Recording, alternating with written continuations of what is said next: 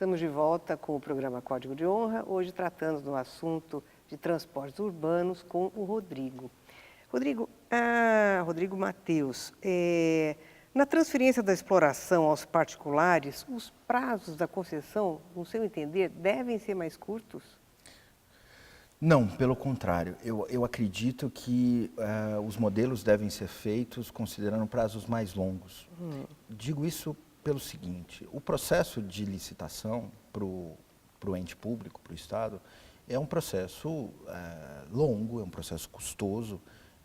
Aqui, agora na cidade de São Paulo, nós estamos passando por um processo licitatório justamente para outorga da exploração do transporte urbano aqui da cidade de São Paulo. E é um processo que iniciou-se, foi paralisado, há discussão no Tribunal de Contas, mas o processo de licitação em si demanda estudos técnicos, planejamento, audiências públicas, consulta pública, a fase efetivamente de publicação de edital, os interessados vão apresentar suas propostas, a melhor proposta será escolhida, o contrato será assinado. Quanto tempo leva tudo isso? São processos que podem demorar 1, 2, 3 anos. Imaginemos se a cada período, por exemplo, de 5, de 10 anos, eu tenha que fazer todo esse processo. Eu acredito em processos licitatórios bem feitos, com planejamento e considerando prazos mais longos. Quanto seria esse prazo mais longo? No sistema, por exemplo, europeu, eu tenho contratos de 50 anos. Não é efetivamente a realidade brasileira, não está enraizado aqui na história do Brasil. Qual tem sido a realidade brasileira? 10 anos, 15 anos.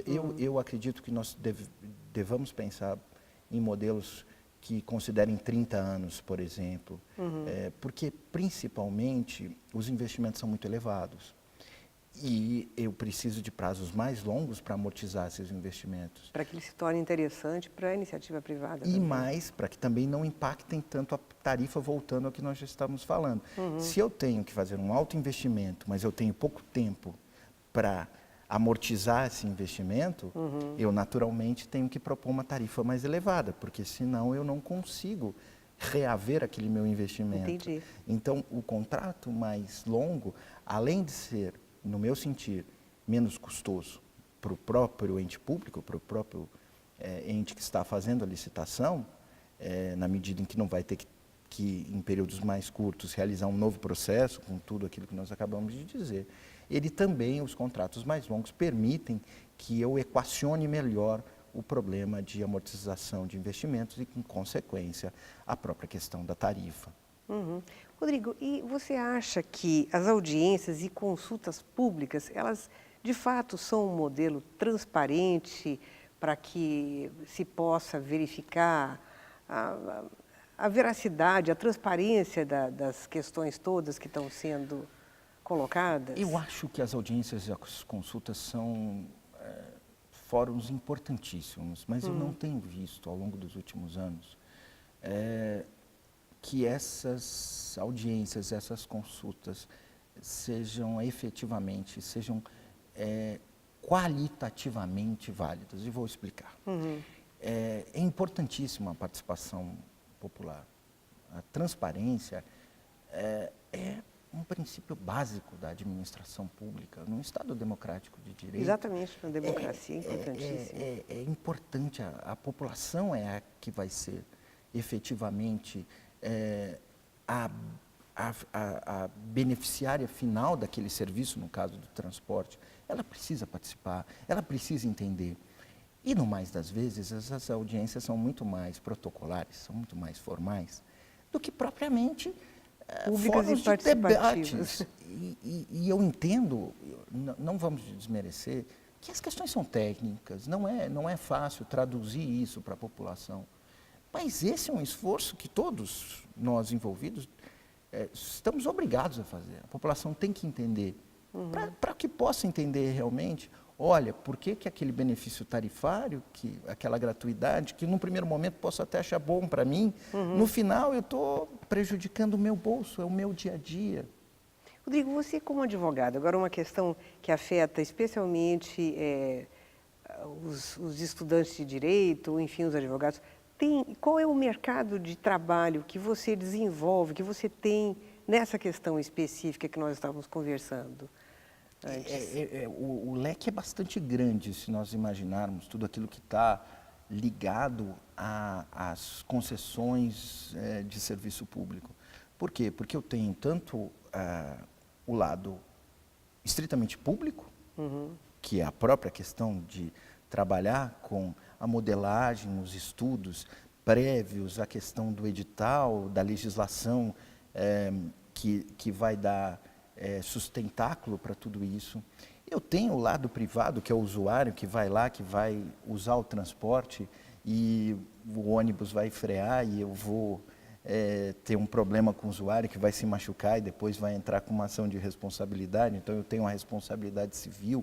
Então, há um leque bastante grande para o estudante do direito, por exemplo, que ele vai poder tanto ali ver o direito administrativo, quanto o direito econômico, quanto o direito civil, e eu acho que isso que atrai bastante, né?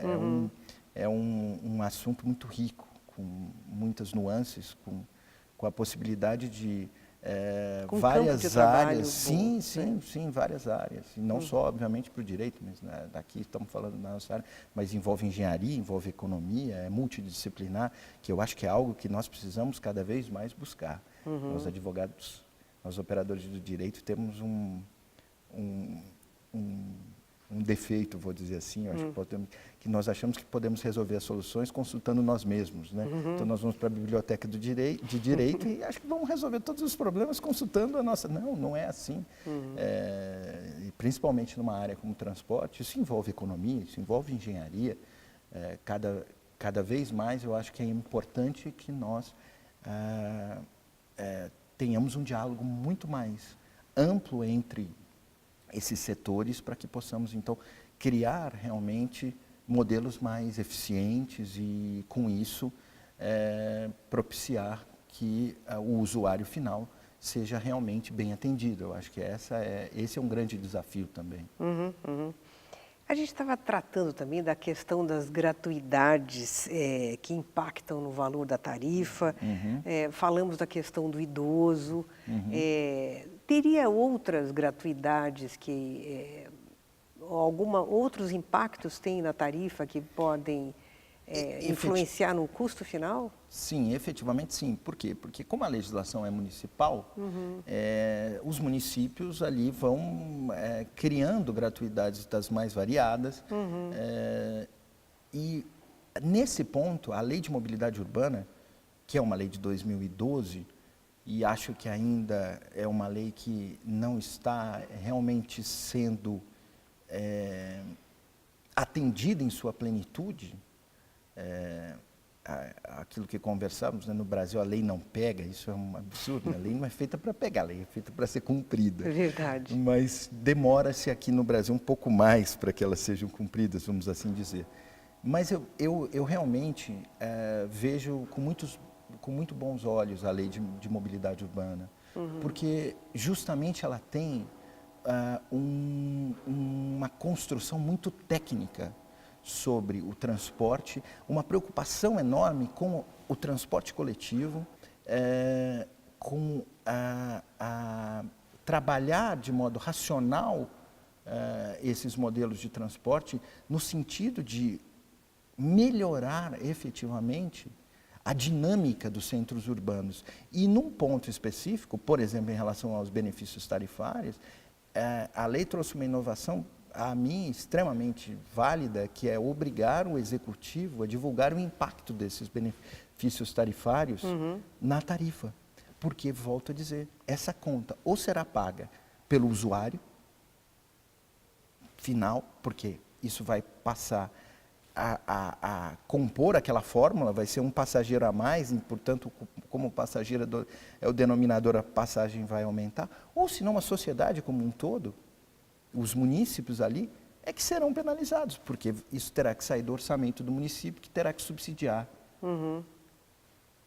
essa inovação da lei me parece válida, porque vai realmente ao encontro da transparência, vai ao encontro da busca de efetiva eficiência e responsabilidade do administrador.